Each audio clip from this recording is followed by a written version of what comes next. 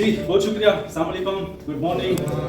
और बहुत सारी बातें करनी है क्योंकि बहुत दिनों के बाद हम लोग मुलाकात कर रहे हैं। आप में से बहुत सारे चेहरे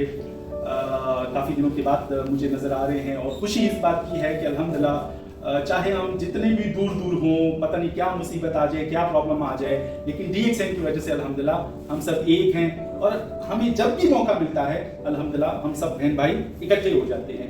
क्योंकि मकसद एक है, ड्रीम एक है, सपना एक है, सिस्टम एक है। ओके, तो इसलिए जब भी हमें मौका मिलता है तो अल्हम्दुलिल्लाह बहन भाई जो से हैं बहुत दूर दूर से आज जमा हो जाते हैं। आप लोगों के लिए एक बहुत जरूरी मैसेज है आज मेरा।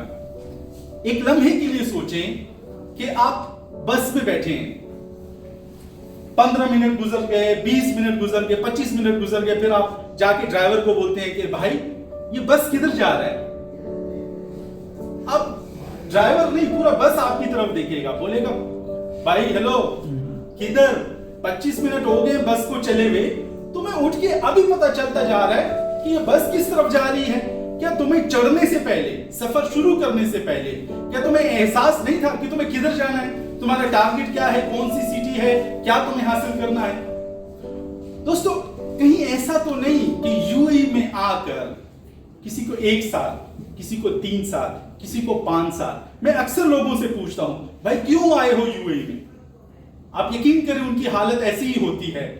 जैसे आप किसी बस में चढ़ के आप बोले हेलो ये बस किस तरफ जा रही है। लोगों को पता ही नहीं है कि मेरे सपने क्या हैं, मेरा ड्रीम क्या है, मैं क्यों आया हूं यूएई में,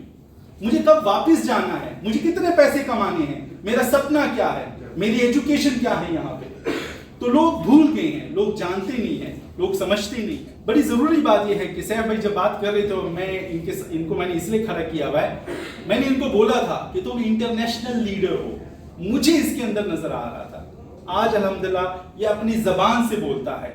कि कितनी कंट्रीज में इस आदमी को सुनते हैं लोग, इसके लिए जगह देते हैं, ये इज्जत मिलती है। हम DXN में किसी बिजनेस, किसी प्रोडक्ट की सेल की बात ही नहीं कर रहे, हम तो उस जिंदगी की बात कर रहे हैं जो कि लाखों लोग पैसा खर्च करके भी अल्हम्दुलिल्लाह बहुत सारा पैसा भी अगर उनके पास है लेकिन उनके पास इज्जत नहीं होती, या उनके पास वो मान सम्मान, या अगर वो रास्ते में उस दिन भी मैं लुलू गया तो वहां से हमारे साथ एक साहब गुजरे, ओके, थोड़ा अच्छा सा उन्होंने कोट शोट और कंडीशन भी की हुई थी, तो सर करीब से गुजरे। अच्छा मैं उनको पहचानता था,